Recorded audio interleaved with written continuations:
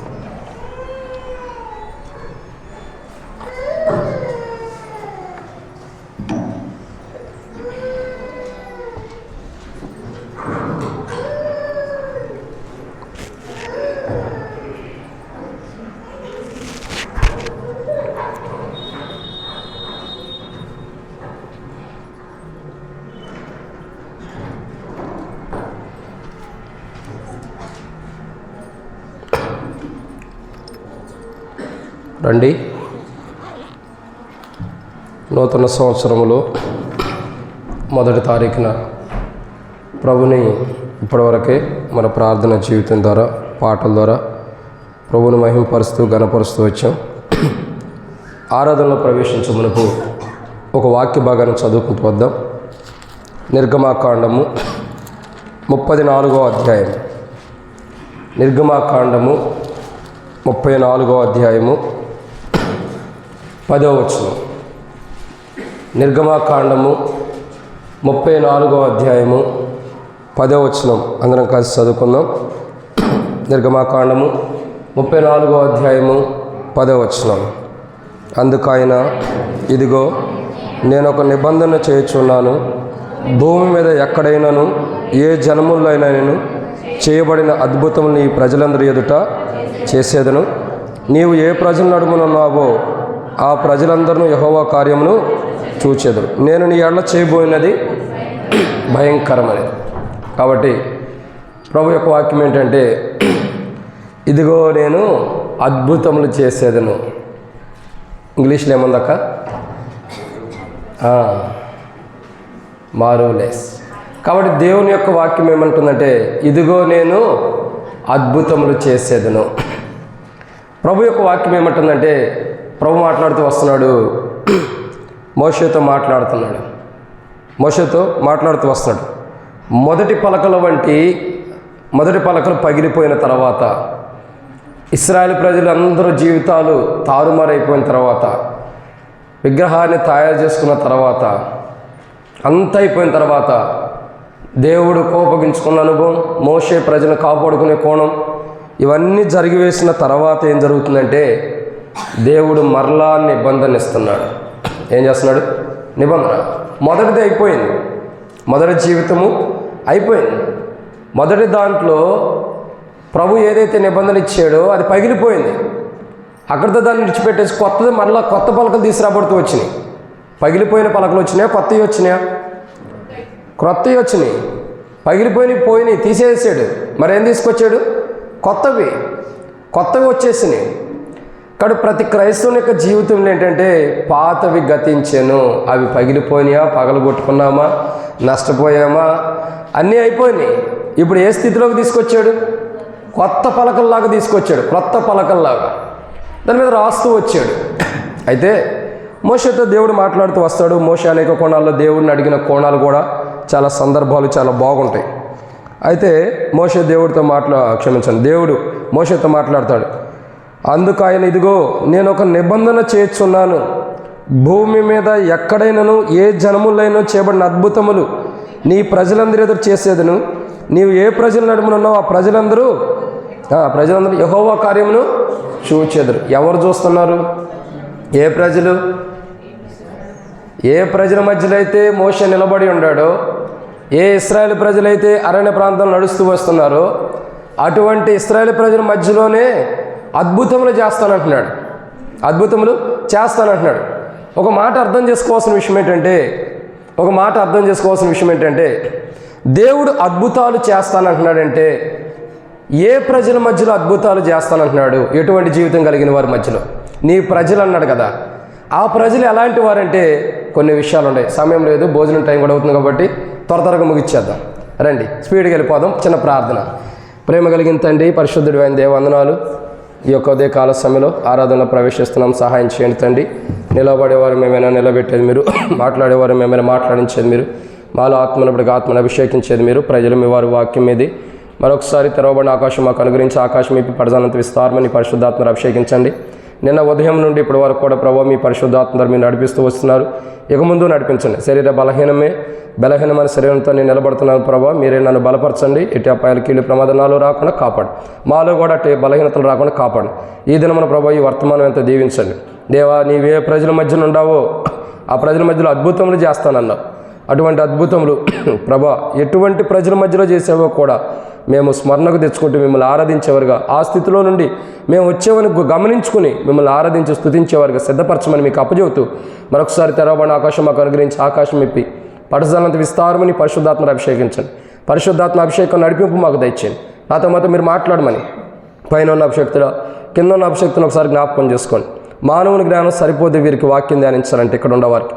నా జ్ఞానం సరిపోదని ఒప్పుకుంటున్నాను. తెరవబడిన ఆకాశం మాకు అనుగ్రహించి ఆకాశం ఇప్పి పడజాలంత విస్తారమని పరిశుద్ధాత్మను అభిషేకించండి. నీ జ్ఞానం పరలోక జ్ఞానం అనుగ్రహించండి. పైన ఉన్న అభిషక్తులు, కింద ఉన్న అభిషక్తులను ఒకసారి జ్ఞాపకం చేసుకోమని మీ నడిపింపును కోరుకుంటూ నాతో మాట్లాడండి. వచ్చిన ప్రజలందరి బట్టి స్తోత్రాలు.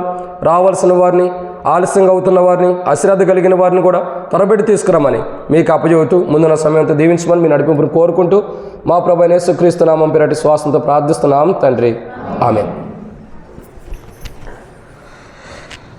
మీ అందరికీ ఒక బహుమానం ఉంది. ఇప్పుడు ఏంటి ఆ బహుమానం? ఆల్రెడీ పొందేశారు. ఏంటి ఆ బహుమానం? వాగ్దానాలు కాదు, నిద్ర అనే బహుమానం. కాబట్టి ప్రార్థన చేస్తే ఏమొచ్చింది? మొదట నిద్ర వచ్చేసింది. కళ్ళు మూసుకుంటే రావట్లేదా? వచ్చింది. ఆ బహుమానం అందరికి వచ్చేసింది. తొందరగానే దాని నుండి విడుదల పొందాం. రండి, దేవుని యొక్క వాక్యాన్ని చూస్తున్నట్లయితే నిర్గమకాండం 34వ అధ్యాయం 10వ వచనం మనకి ఇవ్వబడినటువంటి సంఘ వాగ్దానం గురించి కొన్ని మాటలు. నిర్గమకాండం 34వ అధ్యాయం 10వ వచనం.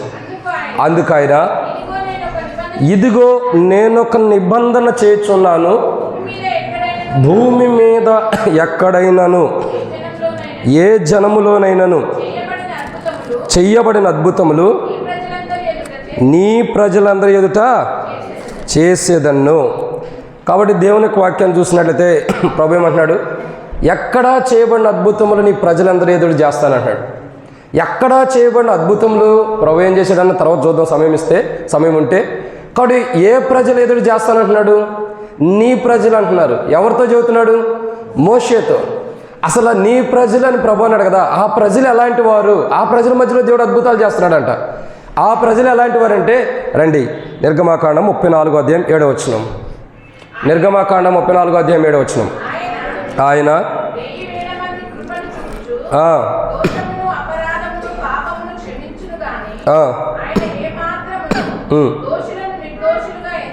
ఎంచక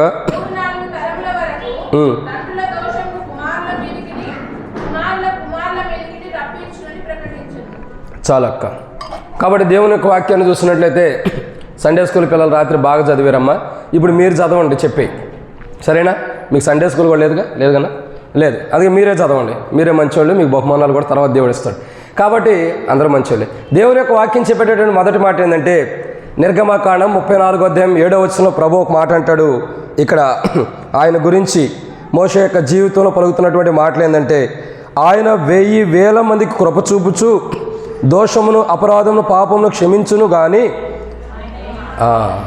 దోషమును అపరాధమును పాపమును. కాబట్టి మొట్టమొదటిగా ఏ ప్రజల మధ్యలో దేవుడు అద్భుతాలు చేస్తున్నాడు, ఏ ప్రజల మధ్యలో దేవుడు గొప్ప కార్యాలు చేస్తున్నాడంటే పాపములు చేసినటువంటి ప్రజల మధ్యలో. ఎవరి మధ్యలో? పాపాలు చేసినటువంటి ప్రజల మధ్యలో, పాపములో కూరుకుపోయినటువంటి ప్రజల మధ్యలో, పాపంలో కూరుకుపోయినటువంటి ప్రజల మధ్యలో. ఇశ్రాయేలు ప్రజలు చేసిన పాపం ఏంటి? ఇశ్రాయేలు ప్రజలు చేసిన పాపం ఏంటి? ఆజ్ఞ అతిక్రమించడమే పాపం. పాపం అంటే అర్థం ఏంటి? ఆజ్ఞ అతిక్రమించడమే పాపం. ఇశ్రాయేలు ప్రజల యొక్క జీవితంలో ఎన్నోసార్లు ఆజ్ఞ అతిక్రమించిన వారు ఉంటూ వస్తున్నారు. ఒకసారి 2 సార్లు కాదు, వారి జీవిత చరిత్రలో ఎన్నోసార్లు దేవుని ఆజ్ఞను మీరుతున్న అనుభవం. మరలా వచ్చి ప్రభు దగ్గరికి వచ్చి క్షమాపణ అడుగుతూ వస్తారు. మరలా అయ్యా తప్పు అయిపోయిందని అంటూ ఒప్పుకుంటూ వస్తారు.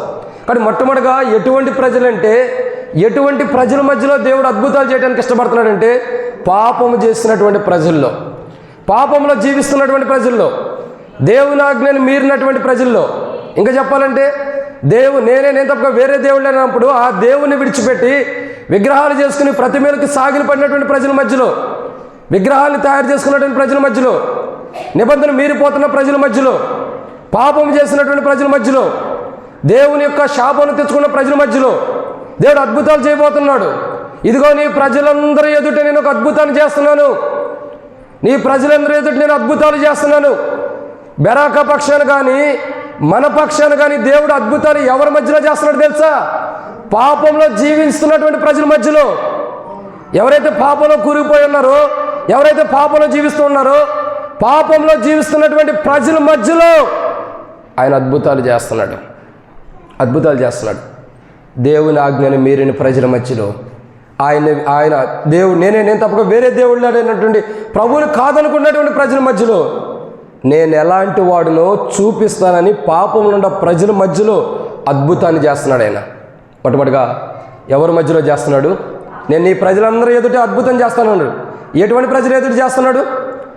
పాపం చేసినటువంటి ప్రజలందరూ ఎదుట అద్భుతాలు చేస్తున్నాడు. రెండోదిగా రండి, నిర్గమకాండము 34వ అధ్యాయము 7వ వచనం. నిర్గమకాండం 34వ అధ్యాయం 7వ వచనం.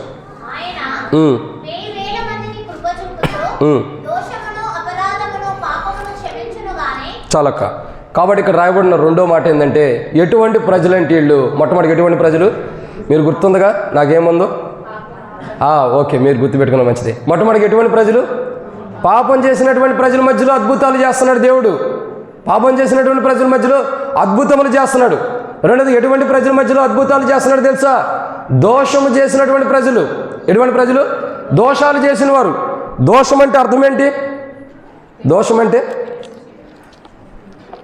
దోషం అంటే తెలిసి చేయటమా? చెప్పండి. దోషం అంటే ఏంటి? చేయవలసినవి చేయకపోవటమే దోషములు. చేయవలసినవి చేయకపోవటమే దోషములు. దోషముల యొక్క జీవితం చూస్తే అపరాధములకు దోషములకు సమీపంగానే ఉంటుంది, రెండు కొద్దిగా దగ్గరగానే ఉంటాయి.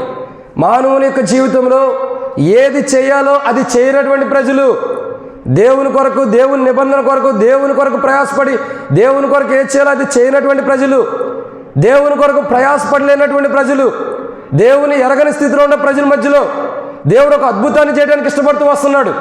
చేయవలసిన పని చేయకోకుండా దోషులుగా చేయబడినటువంటి ప్రజల మధ్యలో, దోషం కలిగి ఉన్నటువంటి ప్రజల మధ్యలో, దోషం చేయబడిన ప్రజలుగా ఉన్నటువంటి ప్రజల మధ్యలో దేవుని కార్యాలు కానీ, దేవుని పనులు కానీ, వాళ్ళు చేయాల్సిన పనులు కానీ, చేయవలసిన పనులు చేయలేకున్నటువంటి ప్రజల మధ్యలో అద్భుతములు చేస్తున్నాడు. చేయవలసినవి చేయలేకపోయినటువంటి వారు అంటే దోషములు చేసిన వారు. ఏదైతే చేయాలో అది చేయకపోవడమే దోషము. మన భాషలో అర్థం కావాలని చెప్పమంటారా? చేపలు వేయటం మనకు దేవుని ద్వారా సేవకుడు ఆజ్ఞ ఇచ్చడానికి అది వేయాలి. ఏదైనా డిషెస్ కడతం ఇస్తే చేసుకోవాలి. బల్లపాత్రలు క్లీన్ చేయడం ఇస్తే చేయాలి. అక్క చేస్తుందిగా నేను చేయనన్నా, ఆమెను ఆపించు నేను చేస్తా. ఇది కాదు. దోషములంటే చేయవలసిన పని చేయటమే, అది చేయనని అనకూడదు. అది నేను చేయలేని అనకూడదు, అది నాది కాదు అనకూడదు. దోషములంటే ఎలాంటివి తెలుసా? చేయవలసిన పని చేయకపోవడమే దోషములు. ఇది నేను చేయనన్నామంటే దోషములు చేసినట్లే, ఇది నేను నా వల్ల కాదన్నామంటే దోషములు చేసినట్లే. దోషములంటే చేయవలసిన పని చేయకపోవడమే దోషములు. ఏ పనులు అయితే చేయాలో ఆ పనులు చేయనటువంటి ప్రజల మధ్యలో దేవుడు అద్భుతం చేయబోతున్నాడు, చేస్తున్నాడు. ఈ రెండు మూడోదిగా చూద్దామండి. నిర్గమాకాండం 34వ అధ్యాయం 12వ వచనం. నిర్గమాకాండము 34వ అధ్యాయం 12వ వచనం. నీవు ఎక్కడికి వెళ్ళుచున్నావో ఆ దేశపు నివాసులతో నిబంధన చేసుకోనకుండా జాగ్రత్త పడుము, ఒకవేళ అది నీకు ఉరి కావచ్చును. కాబట్టి ఎటువంటి ప్రజలంటే జాగ్రత్త లేనటువంటి ప్రజలు. దేవుడు మోషేతో ఏమంటున్నాడు? నువ్వు జాగ్రత్తగా ఉండమంటున్నాడు. అంటే ప్రజలు ఎలా ఉంటారు? అజాగ్రత్తతో ఉంటారని అర్థం. ప్రజలు ఎలా ఉంటారు? అజాగ్రత్తతో. మోషేతో చెబుతున్నాడు, నువ్వు ఎక్కడ నిబంధన చేసుకోవద్దు, అది నీకు ఉరిగా అవ్వచ్చు, అది నీకు ఉరిగా అవ్వచ్చు. కానీ నువ్వు అలా వద్దు. నువ్వు ఏ ప్రజల మధ్యలో ఉండా సేవించాల్సింది నన్నే. ఏ ప్రజల మధ్యలో జీవిస్తున్నా నన్నే సేవించాలి, నన్నే కనపరచాలి నువ్వు అంటే దేవుడు మాట్లాడుతూ వచ్చాడు. మోషేకి జాగ్రత్త చెప్పాడంటే ప్రజలు ఎలాంటి వాళ్ళు? నీ ప్రజలు అన్నారు అంటే మోషేకి సంబంధించే చెబుతున్నాడు. జాగ్రత్త అని మోషే చెప్పాడంటే ఎవరికి చెప్పినట్లు? ప్రజలకు కూడా చెప్పినట్లే. ప్రజలు ఎలాంటి వారు? నీ ప్రజలని దేవుడు చెప్పాడు. నీ ప్రజల మధ్యలో అద్భుతాలు చేస్తానన్నాడు. ఆ ప్రజల మధ్యలో ప్రభువు చేసే అద్భుతములు ఎవరి మధ్యలో చేస్తున్నాడు తెలుసా? ఎటువంటి ప్రజల మధ్యలో తెలుసా? అజాగ్రత్త కలిగిన వారు, జాగ్రత్త లేనటువంటి ప్రజల మధ్యలో, భారము లేనటువంటి ప్రజల మధ్యలో, ఇంకా సరైనటువంటి క్రమం లేనటువంటి ప్రజల మధ్యలో ప్రభు అద్భుతాలు చేస్తున్నాడు. ప్రభు అద్భుతములు చేస్తున్నాడు. అజాగ్రత్త కలిగిన వారు. ఇప్పుడు ఈ గ్లాస్ ఉంది, వాటర్ తెస్తున్నాడు బాబు, చెయ్యట్టు వదిలేసేసేస్తే ఏమైంది? దాన్ని ఏమంటాం? అజాగ్రత్తే. అంతే, వదిలిపెట్టేయటం అజాగ్రత్తే. దేవుణ్ణి విడిచిపెడతాం కూడా అజాగ్రత్త కలిగిన వారమే. దేవుని కాదని మోషే కొండెక్కినప్పుడు, దేవుని సన్నిధిలో జీవిస్తున్నప్పుడు, మోషే దేవుని సన్నిధిలో ఉన్నప్పుడు ఆ దేవుని కాదని ఆ మోషే అనువాడు ఏమయ్యాడో? ఉన్నాడో చచ్చాడో కూడా తెలీదు. ఏమయ్యాడో? మా కొరకు ఒక దేవతను చేయి, మా కొరకు దేవతను చేసి అదే మమ్మల్ని ముందర నడిపించింది. దేవతను చేసిన తర్వాత అన్నాడు, ఓ ఇశ్రాయేలు, నేను ఐగుప్తులో నుంచి తీసుకొచ్చింది వీడే, నడిపించేది వీడే. ఎంత అజ్ఞానంతో ఉంటారు, ఎంత అవివేకంతో ఉంటారు. అజాగ్రత్త కలిగిన వారు. దేవుని గట్టిగా పట్టుకోవాల్సిన వారే దేవుని విడిచిపెట్టాడు. బైబిల్ ఏమంటుంది? ఆయన వెతుకుడి, ఆయన సమీపంగా ఉన్నప్పుడు ఆయన ఏం చేయాలా? మళ్ళీ సమీపంగా ఉండగానే ఎతుకుతారక్క? ఎతికి మళ్ళీ వెతుకుతూ ఉంటారా? వేడుకోనాలి, లేదా గట్టిగా పట్టుకోవాలి ఆయన్ని. ఆయన సమీపంగా వచ్చినప్పుడు గట్టిగా పట్టుకోవాలి. యాకోబు ఏం చేశాడు? భార్యల్ని, ఇద్దరు భార్యల్ని, దాసుల్ని, దాసురాల్ని అందరినీ పంపించేసాడు. గొర్రెల్ని, మేకల్ని మొత్తాన్ని 2-3 గుంపులు చేసి అట్ట కూడా పంపించాడు. 2 గుంపులు చేసి తర్వాత ఏమైంది? ఒక్కడే మిగిలిపోయాడు. ఒకడే మిగిలిపోతే దేవదూతలు దిగి వచ్చారు. దేవదూత దిగి వస్తే గట్టిగా పట్టుకున్నాడు. విడిచిపెట్టలా. నువ్వు నన్ను ఆశీర్వదిస్తే కానీ విడిచిపెట్టలా. వెతికాడు, దొరికాడు, గట్టిగా పట్టుకున్నాడు, విడిచిపెట్టలా. అజాగ్రత్త లేడు యాకోబు. అందుకే ఇశ్రాయేలుగా మార్చబడుతూ వచ్చింది. ఇక నీ పేరు యాకోబు కాదు అంటే మోసగాడివి కాదు. నువ్వు మోసగాడివి కాదు. మనుషులతోనూ దేవునితో పోరాడి గెలిచింది కనుక నీ పేరుకి ఇశ్రాయేలే. మార్చబడుతూ వచ్చాడు. పోరాడి పట్టుదల కలిగిన వాడు, జాగ్రత్త కలిగిన వాడికి జీవితం మార్చబడుతూ వచ్చింది. ఇశ్రాయేలు ప్రజలు ఎలాంటి వారంటే అజాగ్రత్త కలిగిన వారు. అందుకే వారి జీవితాలు అట్టాగుండి ఇప్పుడు కూడా అట్ట కొనసాగుతున్నాయి. అయితే దేవుడు అన్యాయస్తుడు కాదు. దేవుని ప్రాణాలకు వేరుగుండేది. యాకోబు ఎటువంటి స్థితిలో ఉన్నాడు? ఇశ్రాయేలుకి మొదటి పునాది యాకోబే. 12 గోత్రాలకి మొదటి పునాది యాకోబే. మొదటి పునాది అయినటువంటి వాడు గట్టిగా ఉంటే పిల్లర్స్ ఎలా ఉండే? పునాదులు గట్టిగానే ఉండే. పిల్లర్స్కి వచ్చేదానికి ఓటు ఇటు కూలిపోయేటట్టు ఉంది. కారణం ఏంటి? గట్టిగా పట్టుకునే జాగ్రత్త లేదు, అజాగ్రత్త. ఏముంది? అజాగ్రత్త కలిగిన జీవితం. దేవుణ్ణి వెతకాలి, ఆయన దొరికినప్పుడు వేడుకోవాలి, గట్టిగా పట్టుకోవాలి. నువ్వు నన్ను ఆశీర్వదిస్తే కానీ నేను వదిలిపెట్టను. ఆ పట్టుదల, ఆ జాగ్రత్త అవసరం. అది గట్టిగా పట్టుకోవాలి. జాగ్రత్త కలిగిన వాడు అట్లా గట్టిగా పట్టుకుంటాడు, విడిచిపెట్టడు. విడిచిపెట్టాడు, ఇట్టాగే పట్టుకుంటాడు. ఇట్ట విడిచిపెట్టాడు ఎవరు కూడా. ఎట్ట పట్టుకుంటే ఇట్టాగే గట్టిగా పట్టుకుంటాడు. పడిపోయిద్దేమో, పడిపోతే నష్టపోతాను నేను, పడిపోతే కోల్పోతాను, ఇది పగిలిపోయిందంటే నాకు నష్టం వచ్చిందని జాగ్రత్తగా ఇలా పట్టుకుంటాడు.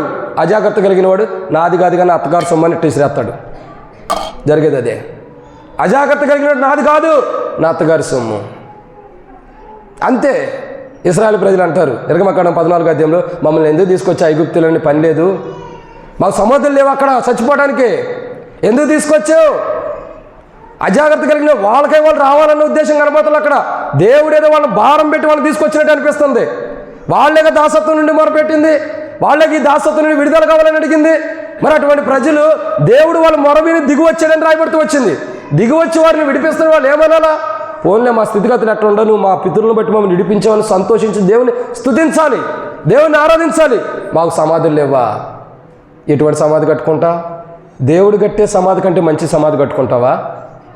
దేవుడు కట్టేదానికంటే. మోషేకి ఎవరు సమాధి చేశారు? మోషేకి ఎవరు సమాధి చేశారు? ఎవరు? దేవుడే. ఎవరు? దేవుడే చేశాడు మోషేకి. తిమోతికి చెబుతూ వచ్చాడు ఒకసారి సేవకుల మీటింగ్ చెప్పాడు, మోషేకి దేవుడే గుంట దవ్వాడంట, మోషేకి దేవుడే పెట్టి తయారు చేశాడంట, మోషేని దేవుడే మోషేని పెట్టిలో పెట్టాడంట, దేవుడే మోషేని సమస్తం కూడా భూస్థాపన కార్యక్రమం దేవుడే చేస్తూ వచ్చాడ. మరొక వ్యక్తి ఎంటర్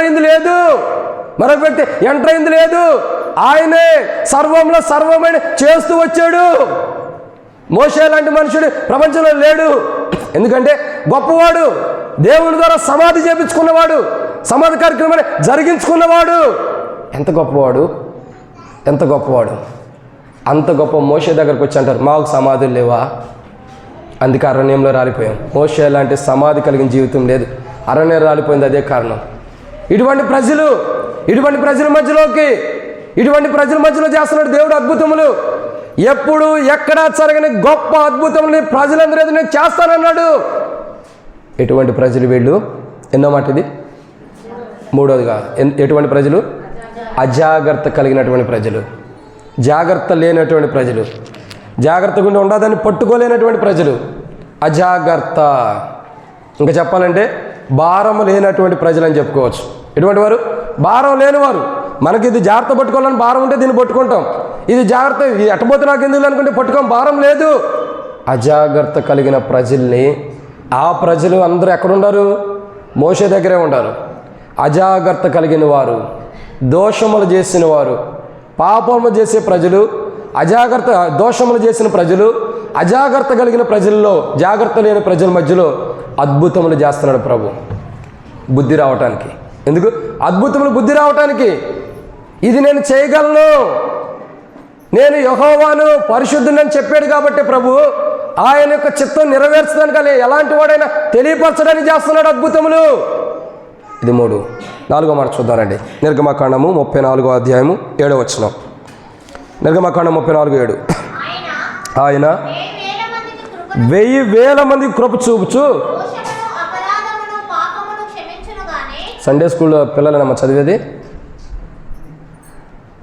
సరే, సండే స్కూల్ పిల్లలు చదివితే బాగుండేది. నిర్గమకాండం 34వ అధ్యాయం 7వ వచనం చదవగలుగుతారా?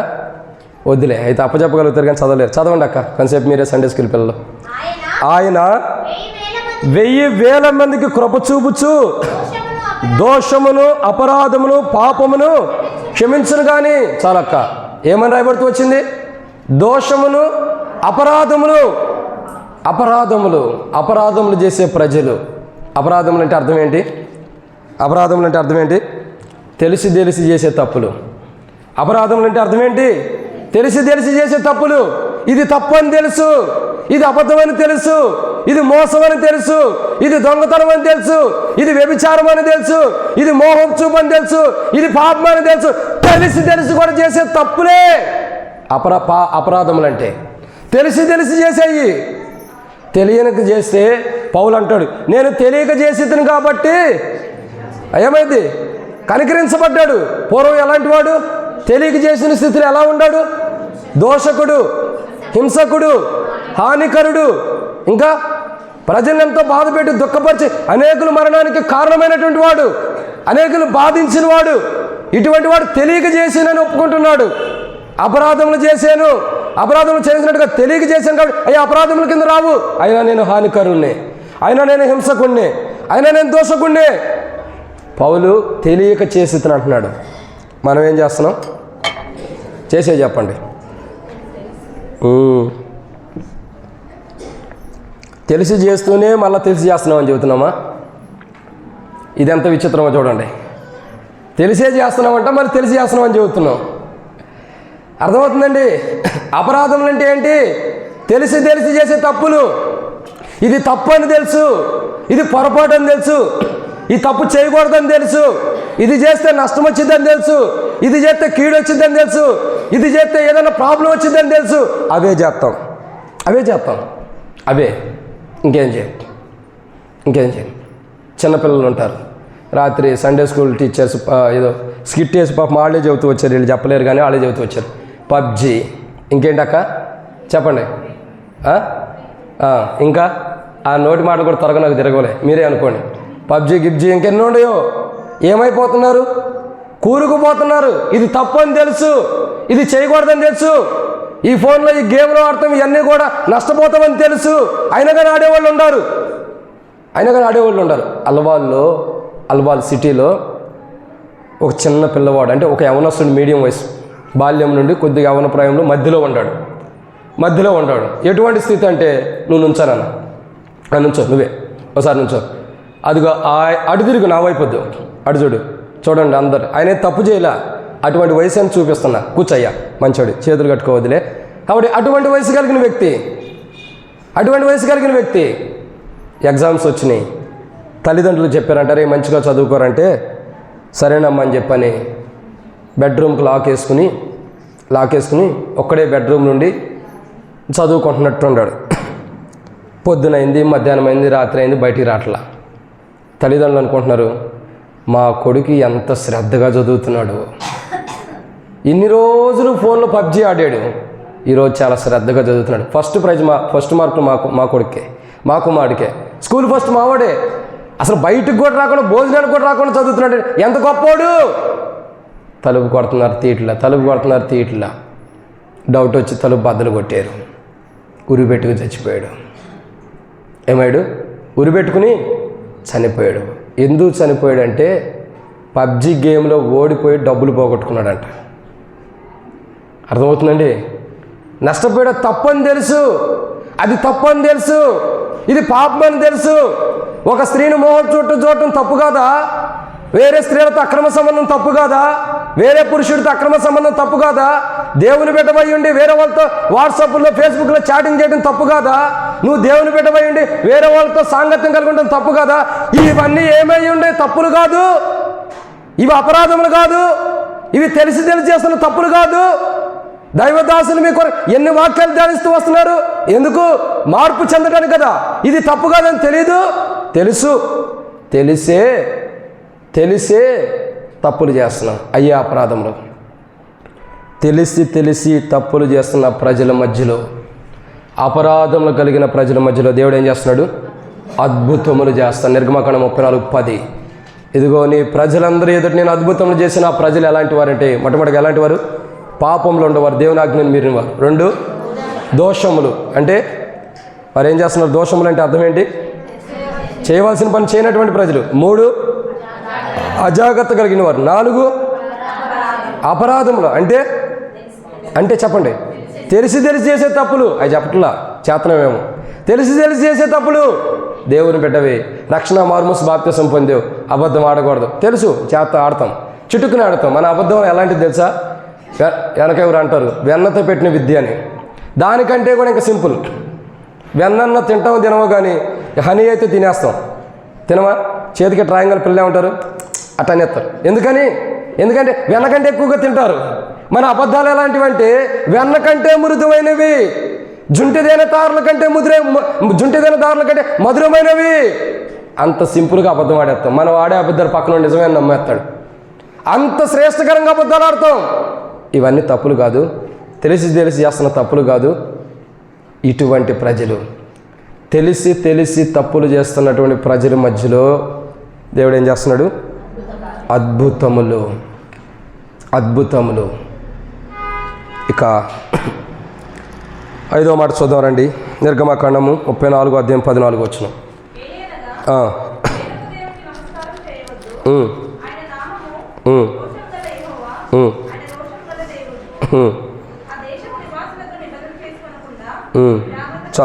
చాలక్క. కాబట్టి ఇక్కడ రాయబడినటువంటి 5వ మాట ఏంటంటే, ఈ ప్రజలు నీ ప్రజలని ప్రభు మాట్లాడుతున్నాడు. ఎటువంటి వారేంటి ప్రజలు? నిబంధన ఏం చేసుకుంటున్నారు? నిబంధన. ఎవరితో చేస్తున్నారు? దేవునితో కాదు. ఎవరితో? ప్రభు అంటాడు, ఏమంటాడు? నీవు కాబట్టి ఏలానగా వేరొక దేవునికి నమస్కారం చేయవద్దు. ఆయన నామం రోషం కలగ యెహోవా, ఆయన రోషం గల దేవుడు. ఆ దేశ నివాసులతో నిబంధన చేసుకునకుండా జాగ్రత్తగా పడుము. 15లో రాయబడుతూ వచ్చింది. నిబంధన ఎవరితో చేస్తున్నారు? అన్యులతో దేవుని బిడ్డలు నిబంధన చేస్తున్నారు. ఇశ్రాయేల్ ప్రజలు ఎవరితో చేస్తున్నారు? అన్యులతో. ఒక చోట చేసుకున్నారు, మీకు గుర్తుందో లేదో, ఒకే ఒక చోట. పొరపాటు. దానికంటే డేంజర్. నిబంధన చేసుకోకూడదు, అది వేరు. ఆ నిబంధన వేరు, అవి ఆశీర్వాదం కూడింది. ఈ నిబంధన చావు కొరకు వచ్చేది.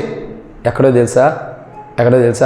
మనకు బాగా పరిచయం అయింది, కానీ బైబిల్లో దాక్కుని ఉండ సహోదరి, దాక్కుని ఉంది. ఎవరామె? దీనా. ఎవరు? దీనా విషయంలో యాకోబు ఏమంటాడు? వేరే పురుషుడు ఆమెను తీసుకెళ్ళి బలవంతం చేసి పాపం చేసిన తర్వాత ఆమె దగ్గరికి వచ్చి వివాహం చేసుకుంటానంటే ఏం చేస్తాడు యాకోబు? మీరు సున్నతి చేసుకుంటేనే కానీ నా కుమార్తె నేను ఇస్తా, మీరు కూడా సున్నతి కలిగి ఉండాలి, అది మా ఆచారం, సున్నతి లేకపోతే ఏమను. నిబంధన చేసుకుంటున్నాడు, సున్నతి చేసుకోండి మీరు కూడా అని నిబంధన చేసుకుంటూ వచ్చాడు. నేను మా బిడ్డను మీకు ఇవ్వాలంటే, నా కుమార్తెను మీకు ఇవ్వాలంటే, పాడైపోయినా చెడిపోయినా సప్పటికుండా నా కుమార్తెను మీకు ఇవ్వాలంటే మీరందరూ కూడా సున్నతి పొంది ఉండాలి. ఒక దినాన్ని అందరూ సున్నతి పొందుతూ వస్తున్నారు. అందరూ సున్నతి పొందుతూ వచ్చారు. వివాహం జరిగింది ఏమో, తీసుకెళ్ళారు, ఆ ఊరికి వెళ్ళిపోయింది. రాత్రికి ఏం జరిగింది? ఎవరు? షిమ్యోను లేవి కలిసి ఏం చేస్తూ వచ్చారు? పోయారు. ఊరు మొత్తంలో ఉన్న వాళ్ళని చంపుకుంటూ వస్తున్నారు. అందరినీ చంపుకుంటూ వస్తున్నారు. ఒక నిబంధన, మనం చేసే నిబంధన ఎదుటి వ్యక్తికి కీడు చేసేది ఉంటుంది. మనం చేసే నిబంధన ఎదుటి వ్యక్తి యొక్క ప్రాణాన్ని తీసేది ఉంటుంది. మనం చేసే నిబంధన ఎదుటి వ్యక్తి యొక్క మరణానికి సమీపంగా ఉంటుంది. అటువంటి నిబంధన చేసుకుంటున్నారు. అందుకే ప్రభు అంటాడు, మోషేతో అంటాడు, నువ్వు ఆ ప్రజలతో నిబంధన చేసుకోవద్దు, అది నీకు ఉరిగా రావచ్చు. ఈ లేవి షిమ్యోనీలు చంపిన తర్వాత యాకోబు ఏం చేస్తున్నాడు? శబాసురా నా కొడుకులారా, మీరు మంచి పని చేశారు నా కుమారులారా అని అంటున్నారా? ఇతను నా కొడుకు షబాష్ నెంబర్ 1 పని చేశాడు అంటున్నాడా? భయపడుతున్నాడు. ఎందుకు? వాళ్ళు వచ్చి చంపుతారేమో, మనం పరదేశీలుగా వచ్చాడు ఉంటున్నాం, ఈ తప్పు మీరు ఎందుకు చేశారో నాకు తెలియకోకుండా అని చెప్పి భయపడుతున్నాడు. ఎందుకు యాకోబు భయపడుతున్నాడు? ఎందుకు? యాకోబే చేసిన తప్పు నిబంధన చేసుకోవటం. నిబంధన అది ఉరి. చాలామంది యవనస్తులు, ఇట్లా చెబుతున్నా అనుకోవకండి, చాలామంది యవనస్తులు అన్యులతో నిబంధన చేసుకుంటారు. ఈయన క్రైస్తవుడు, ఆయన భార్య క్రైస్తవురాలు, కుమార్తెకు రక్షణ మార్మూసు బాప్తిసం పొంది ఉంటుంది. ధనం ఉందనో, డబ్బు ఉందనో, ఆస్తి ఉందనో ఒక రక్షణ లేనోడికి ఇచ్చి పెళ్లి చేస్తారు. ఇది ఒక నిబంధన. ఎందుకు? రక్షణ లేకపోతే ఏంలే, ఆమె నడిపించుకునేది దేవుళ్ళకి. ఆమె కూడా చెప్పిద్ది, అన్న నేను నడిపించుకుంటాలే అన్న, నేను దేవుళ్ళకి నడిపిస్తా. నువ్వు నడవటానికే దిక్కు లేదు, ఇంకోటి నడిపిస్తావు. నువ్వే సరిగ్గా రావు మందిరానికి, నువ్వే సరిగ్గా దేవుని మందిరంలో కూర్చావు, నువ్వే సరిగ్గా దేవుని ఆరాధించడం రాదు, ఇంకొకరు నువ్వెలా నడిపిస్తా? గుడ్డివాడు కలిపితే గొంట్ల పడ్డట్టుండి ఇద్దరు కలిపి నువ్వు నడిపిలేవు. దేవుణ్ణి నడిపించాలి అన్న. దేవుని చిత్తమైతే దేవుణ్ణి నడిపిస్తే వస్తానన్నాను, కానీ నేను నడిపిస్తా. ఎంతోమంది స్త్రీలు నాకు తెలిసినంత వరకు నా ద్వారా కూడా వివాహం జరిగించుకుంటూ వచ్చారు, పెళ్లి చేస్తూ వచ్చా. నేను కూడా పెళ్లి చేస్తూ వచ్చా, చాలామంది పెళ్లి చేస్తూ వచ్చా. ఏమంటే తెలుసా? అన్న మీరు మాకు పెళ్లి చేయండి, ఆయన ఎట్టమంది రాడు, నేను చూస్తా. ఎట్రారు? నేను చూస్తా. చివరికి ఏమీ రాకుండా పోయింది. ఏంటక్కంటే రానివ్వట్లేదన్న, మందిరానికి వెళ్ళనివ్వట్లా, కొడుతున్నాడు, తిడుతున్నాడు. ముందర తెలియదు. ఉరి వచ్చే నిబంధన చేసుకున్నప్పుడు, ప్రాణాపాయ స్థితి వచ్చే నిబంధన చేసుకున్నప్పుడు మొదట తెలీదా? ఇప్పుడు ఎందుకు చేరుతున్నావు? ఎందుకంటే ఆ నిబంధన చేసాం, తప్పుడు నిబంధనలు, ఉరి వచ్చే నిబంధనలు చేసుకునే ప్రజల మధ్యలో దేవుడు అద్భుతములు చేస్తున్నాడు. ఇదన్నమాట. 6వదిగా చూద్దాం. నిర్గమాకాండం 34:9. నిర్గమాకాండం 34:9. ప్రభువా, నా మీద నీకు కటాక్షం కలిగిన ఎడల నా మనవి ఆలకించుము. చాలక్క. కాబట్టి ఈ ప్రజలు ఎలాంటి వారంటే మాతో కూడా రావాలను. ఇప్పుడు చదవండి అక్క. ఎలాంటి వారు? లోబడని ప్రజలు. ఎటువంటి స్థితిలో ఉండాలి వాళ్ళు? లోబడని వారు. నీ ప్రజలందరూ ఎదుట నేను అద్భుతం చేస్తాను. నిర్గమాకాండం 34:10 ప్రభు అన్నాడు. ఎటువంటి ప్రజలు ఎదుట చేస్తున్నాడు తెలుసా? 1, పాపం చేసిన ప్రజలు, దేవుని ఆజ్ఞ అతిక్రమించిన వారు. 2, దోషములు చేసిన వారు. 3, అజాగ్రత్త కలిగిన వారు. 4, అపరాధం చేసిన వారు. 5, నిబంధనని అన్యులతో నిబంధన చేసుకున్న ప్రజలు, ఉరి తెచ్చుకున్నటువంటి ప్రజల మధ్యలో. 6వదిగా లోబడని ప్రజల మధ్యలో అద్భుతం చేస్తున్నాడు. వీళ్ళు ఎంతకాలం నాకు లోబడుకొని ఉంటారు? నేను అద్భుతములు చేస్తాను, నేను యెహోవాను నువ్వు కనపరుస్తా చూడు. మోషే, నేను అద్భుతములు చేసేవాడును, అద్భుతాలు చేయబోతున్నాను. ఎటువంటి అద్భుతములు అంటే లోబడని నీ ప్రజల మధ్యలో ఆ ప్రజలకే చెవులు గింగురు అనిపించేలాగా అద్భుతములు నేను చేయబోతున్నా. గొప్ప అద్భుతాలు జరగబోతున్నాయి. లోబడని ప్రజల మధ్యలో నేను అద్భుతాలు చేస్తున్నా చూడు. నీ ప్రజలు ఎలాంటి వారంటే మోషే, లోబడని వారు. ఒకటి ఆలోచించండి, మనం లోబడకపోతే అవమానం ఎవరికి వస్తుంది? పొరపాటు మీ సేవకుడికి. దేవునికి వచ్చిందా, మోషేకి వచ్చిందా? చెప్పండి, ఎవరికి వచ్చింది? పెద్దగా చెప్పండి. టిఫిన్ చేశారా? సంపూర్ణంగా నిద్రపోయారా?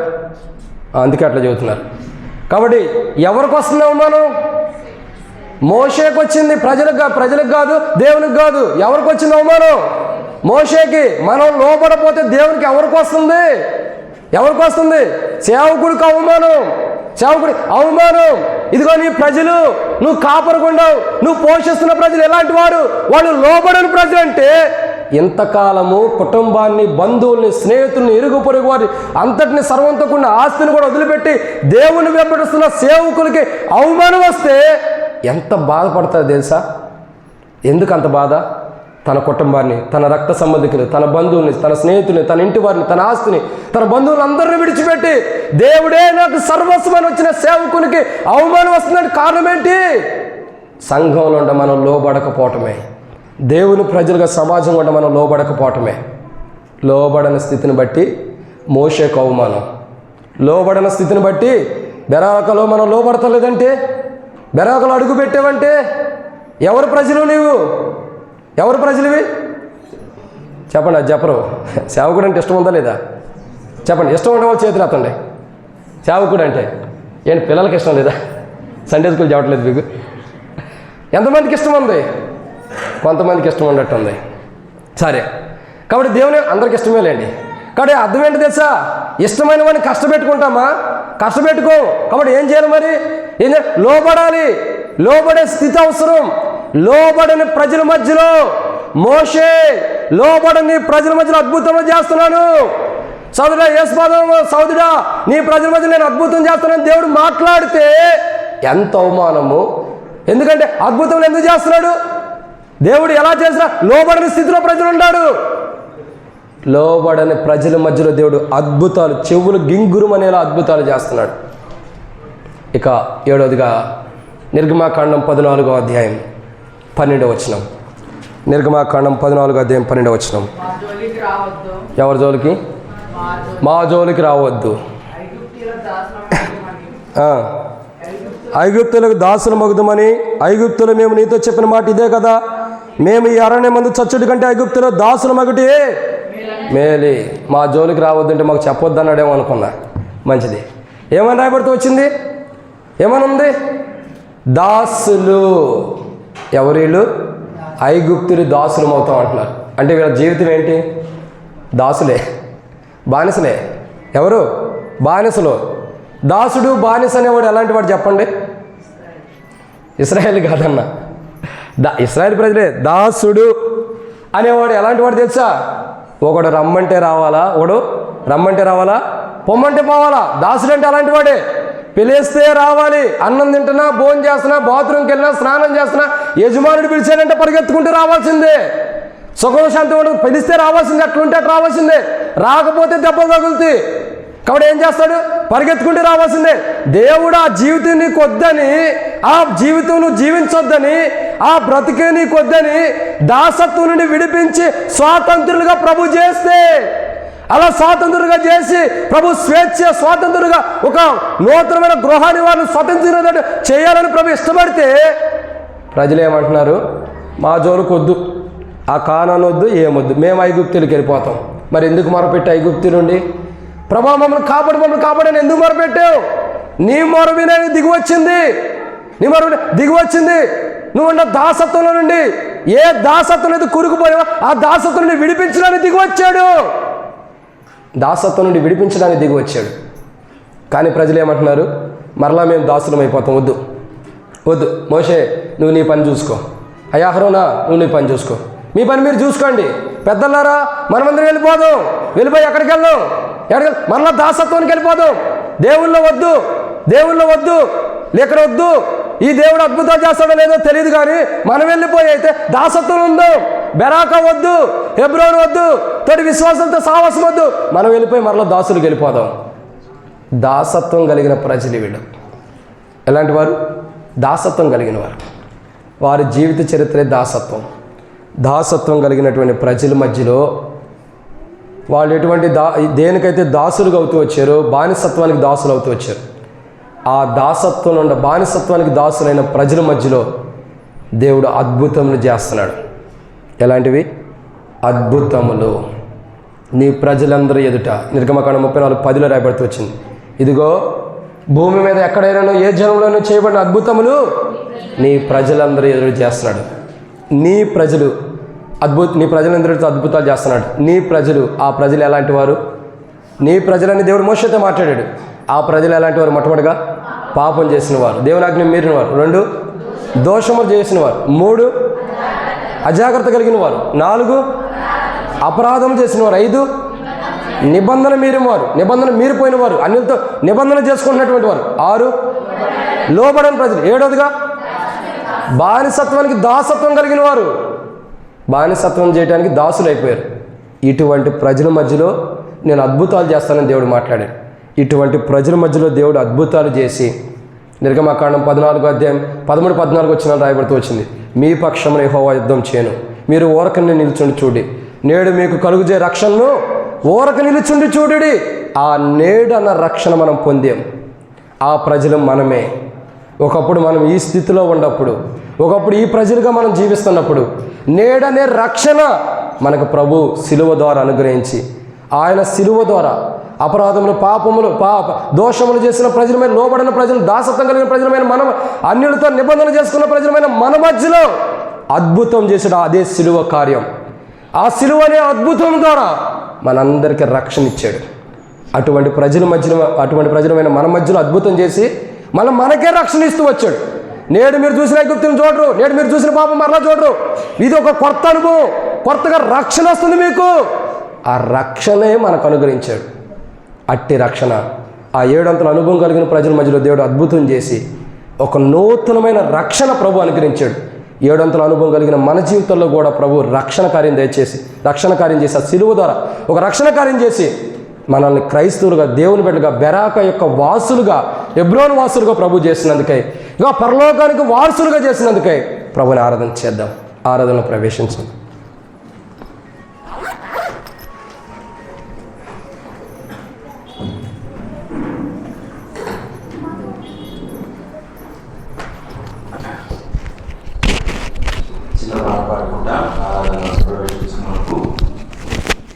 ఇదిగో నేను ఒక నూతన క్రియను చేయుచున్నాను, మీరు దానిని ఆలోచింపరా. మొదటి చరణము చివరి చరణం పాడుకుంటాం. 489, 483 పాత పాటల బుక్లో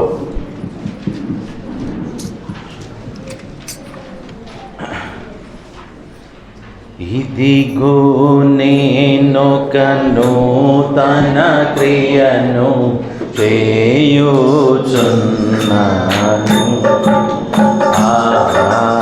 ఇదిగో నేనొక నూతన క్రియను చేయుచున్నాను. ఈనాడే అది మొలచును, దాని నాలో జీవారా.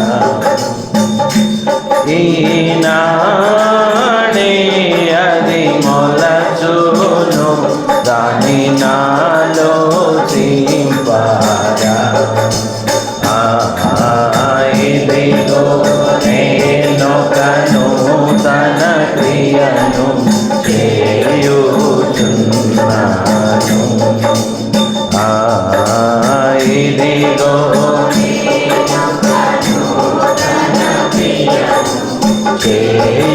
చేయుచున్నాను.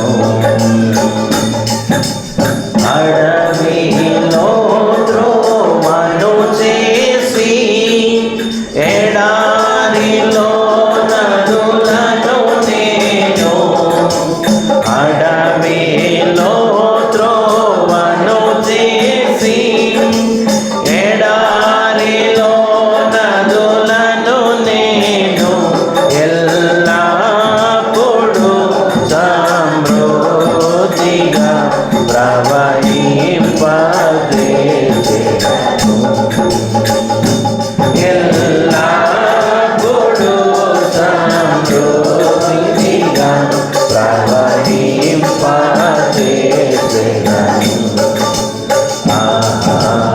ఇదిగో నేనొక నూతన క్రియను చేయుచున్నాను. ఇదిగో నేనొక నూతన క్రియను చేయుచున్నాను. సహోదరులు దయచేసి ముందుకు జరిగిరండి. ఇంకా వచ్చేవారు ఉన్నారు. దయచేసి ముందుకు జరగండి. చిన్న బిడ్డలను ఈ స్థలంలోనికి పంపించండి. మరీ ఇరుక్కొని కూర్చోవద్దు. కొంచెము 5వ చరణం. నేనే దేవుడనని తెలిసి నా కార్యములను నెరవేర్చి, నేనే దేవుడనని తెలిసి నా కార్యములను నెరవేర్చి, ముందు వాటి కన్నా ఘన కార్యములను ముందు వాటి కన్నా ఘన కార్యములను ఇదిగో నేనొక నూతన క్రియను చేయుచున్నాను. ఇదిగో నేనొక నూతన క్రియను చేయుచున్నాను. చూడచరణం. పరలోక భాగ్యంబులు నరలోకములో మనకు సగెన్. పరలోక భాగ్యంబులు నరలోకములో మనకు సగెన్. కరుణా సంపన్నుడగు మన ప్రభునకు హల్లెలూయా. కరుణా సంపన్నుడగు మన ప్రభునకు హల్లెలూయా. ఇదిగో నేనొక నూతన క్రియను చేయుచున్నాను. ఇదిగో నేనొక నూతన క్రియను చేయుచున్నాను.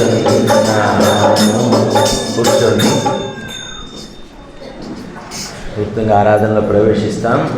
ఎవరైతే మరి రాత్రి చేయలేకపోతూ వచ్చారో, సమయం లేదో ఆరాధన చేయటానికి, మీరు గ్రహించండి.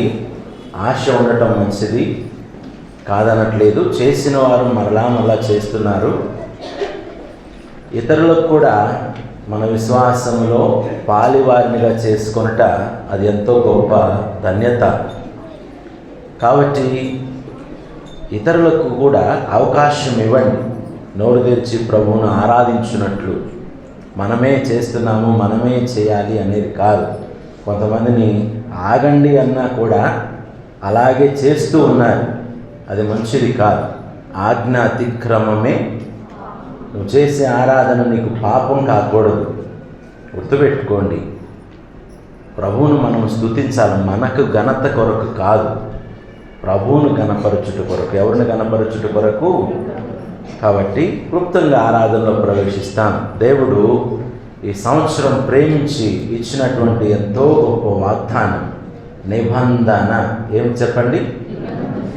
మనము ఎప్పుడైనా గుర్తుపెట్టుకోవాల్సిన మాట, నిబంధన అనే మాట ఎక్కడొస్తుంటుందో అక్కడ రక్తం ఉంటుంది. ఏముంటుంది? రక్తం లేకుండా నిబంధన ఉండదు. బైబిల్ అంతట్లో కూడా మనం చదువుతూ వచ్చినట్లయితే. కాబట్టి దేవుడు భూమి మీద ఎక్కడైనా ఏ జనములోనైనా చేయబడని ఏమంట అద్భుతములు ఎక్కడ చేస్తానంటున్నాడు? ఈ ప్రజలందరి ఎదుట చేస్తాను. వాళ్ళు చూపిస్తానని చూస్తారు. నువ్వే జనము నడుమునున్నావో, నువ్వు ఎక్కడున్నావో నేను ఖచ్చితంగా అద్భుతములు చేస్తాను అన్నాడు. ఈ వాగ్దానము నేను దరిదాపుగా వరంగల్ నుండి ప్రార్థన చేసుకుంటూ ఉండేవాడిని. వరంగల్ నుండి ప్రభువా అద్భుతములు చేస్తానన్నావు, నిబంధన. దేవుడు మరి సంవత్సరం ప్రేమించి సంఘానికి ఈ వాగ్దానం ఇచ్చాడు. కాబట్టి ప్రభువా పాపం చేసిన వారము, లోబడనులని వారము, దోషులము ఎవరు చెప్పండి? అటువంటి మా జీవితంలో మా మధ్య నువ్వేం చేస్తానంటున్నావు? అందును బట్టి నేను నిన్ను ఏం చేస్తున్నాను? సింపుల్. ఆరాధించండి. ఒక సహోదరుడు, ఒక సహోదరి ఆరంభించాలి.